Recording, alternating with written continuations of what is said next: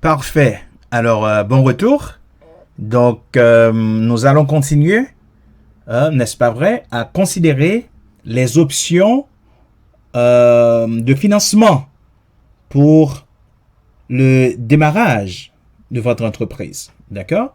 Donc, on avait déjà considéré la première possibilité, qui était l'amorçage, le bootstrapping. Donc, maintenant, c'est la deuxième option qui est de lever de fonds. D'accord? Alors, bien que la plupart des opportunités d'affaires, y compris celles dont nous avons discuté, puissent être lancées et développées grâce à l'amorçage, cela ne veut pas dire qu'il n'y a jamais de place pour la collecte de fonds. Il y a des défis à relever pour lever des fonds.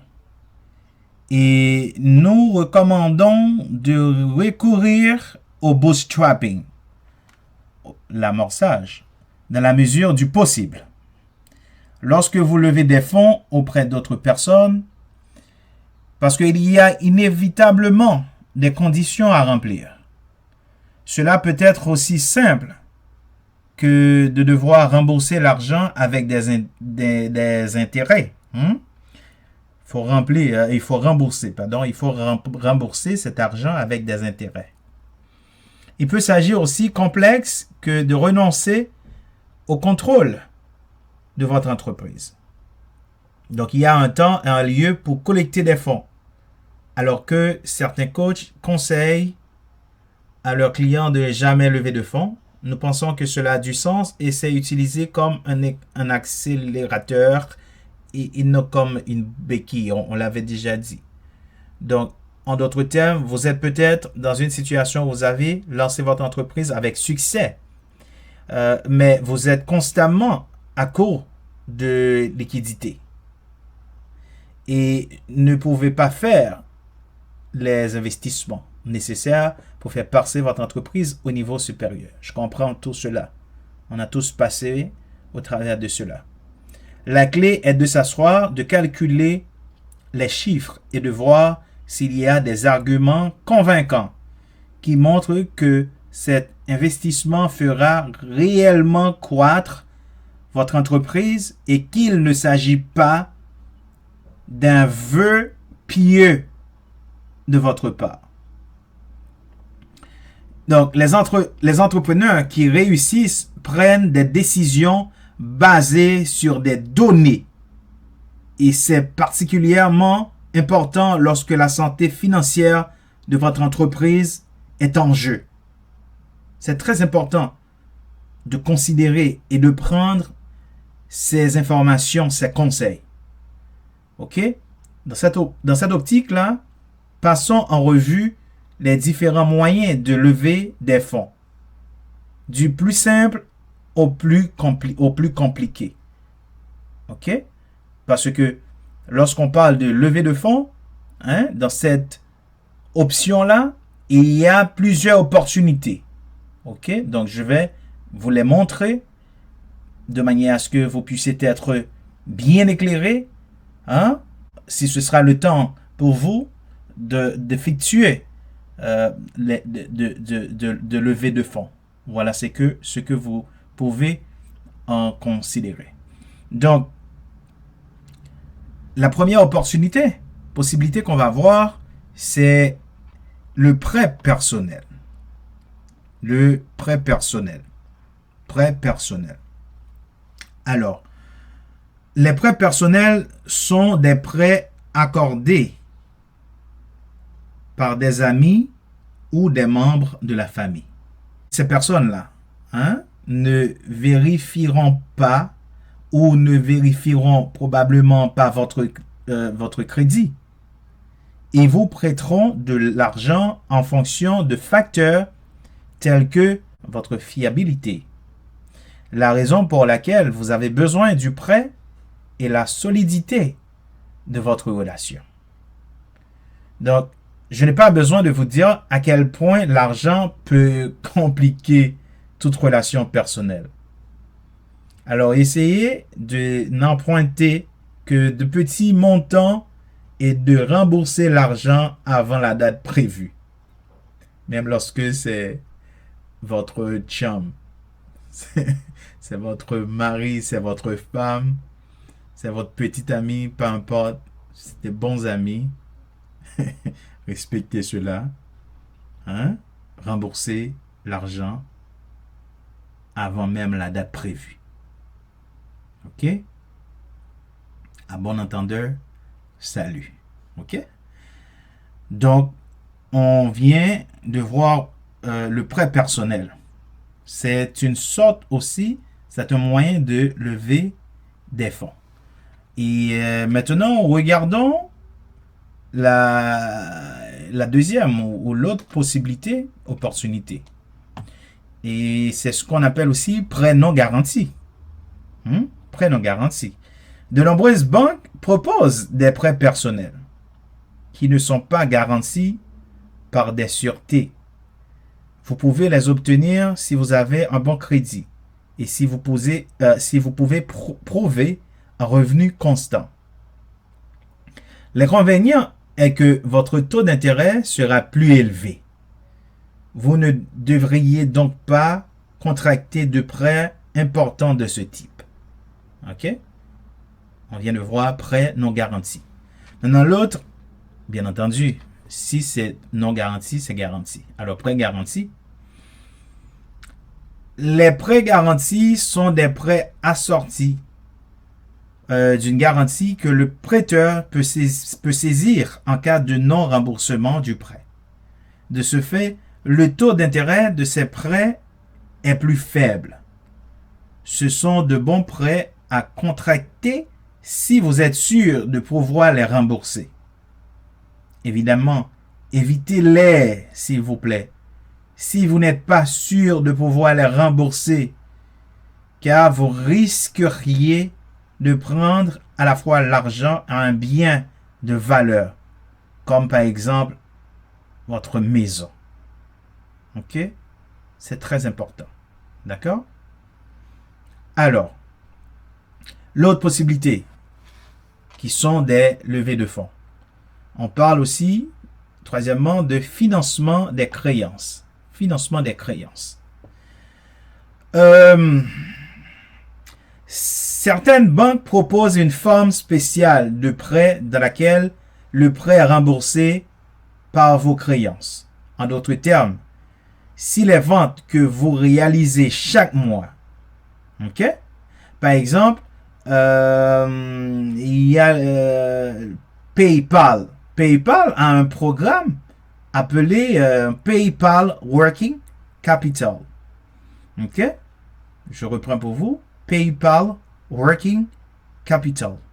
PayPal Working Capital. C'est un programme dans le cadre duquel PayPal vous prêtera de l'argent et prendra un pourcentage de chaque paiement que vous recevrez via votre compte PayPal jusqu'à ce que le prêt soit remboursé.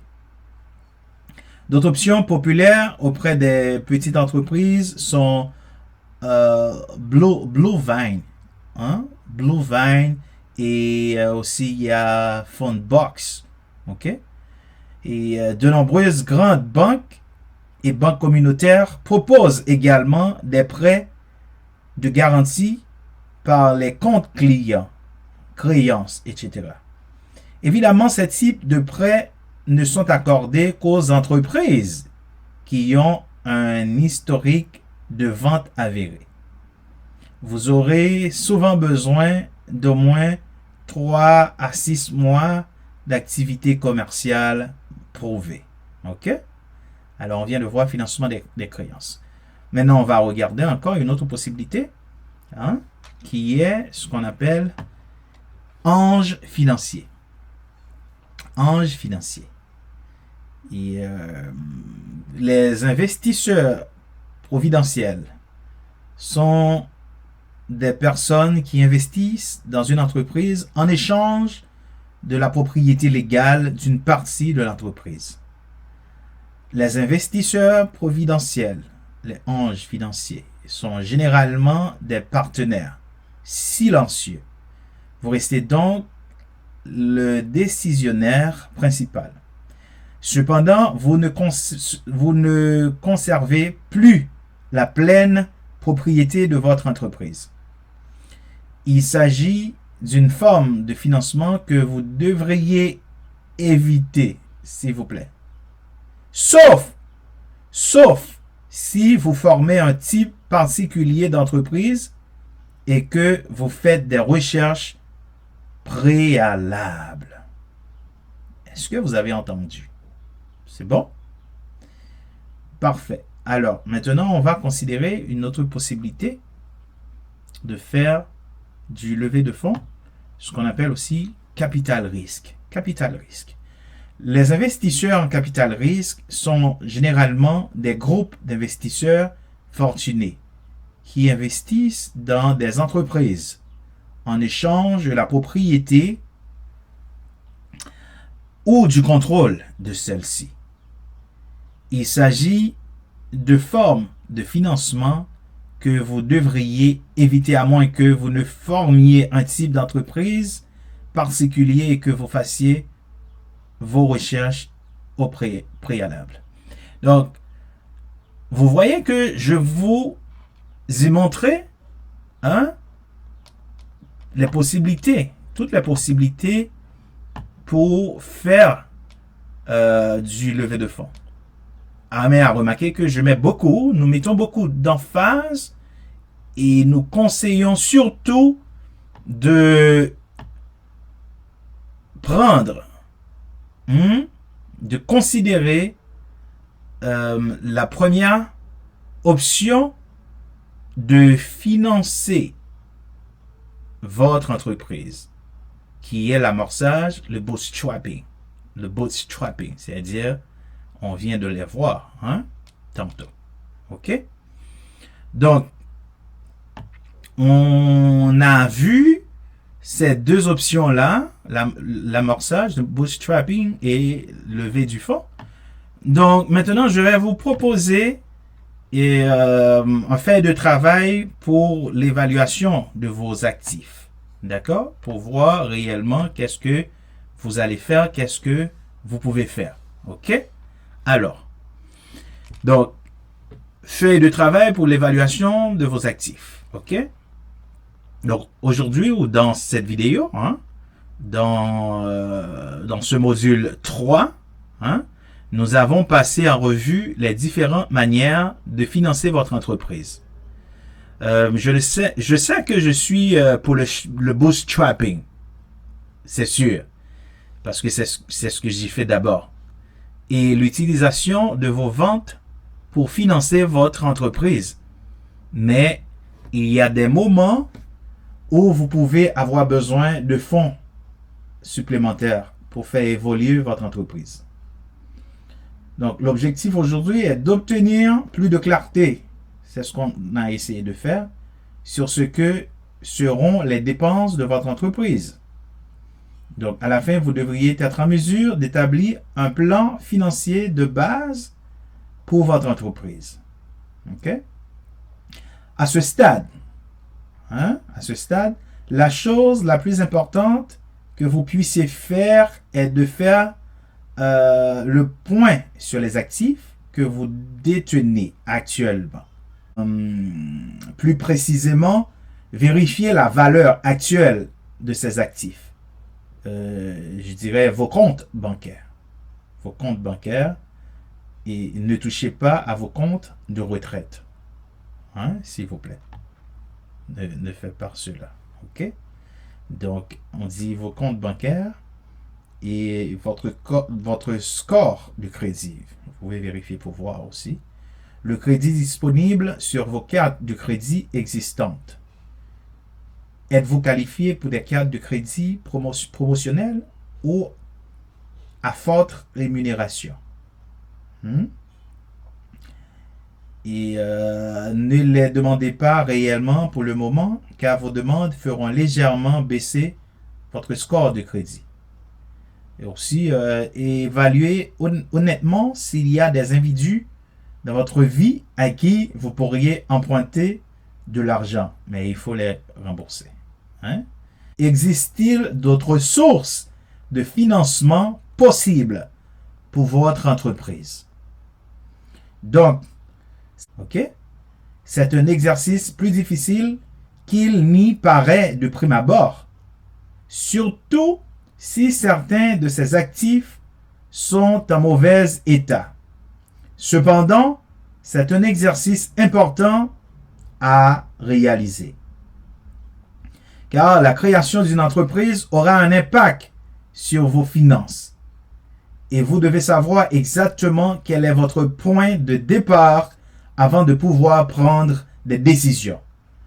Vous devez savoir exactement quel est votre point de départ avant de pouvoir faire un plan, s'il vous plaît. D'accord? Donc, il faut faire justement le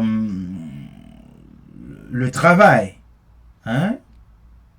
Prenez du temps pour passer au travers du travail pour l'évaluation de vos actifs et considérer toutes les possibilités et surtout